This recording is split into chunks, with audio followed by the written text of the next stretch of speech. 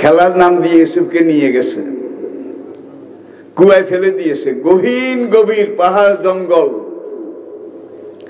সেখানে 6 বছরের একটা শিশু হাত পা বেঁধে ধড়াম করে গভীর পাহাড়ের গহীন কুয়ার মধ্যে ফেলে দিয়েছে।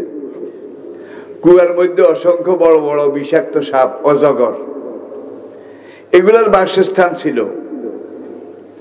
পাখিরা পানির জন্যে উঠতে উঠতে নিচে নামতো, ওরা খপ করে ধরে ধরে খাইতো, যার জন্য এখানে সাপের একটা গোডাউন।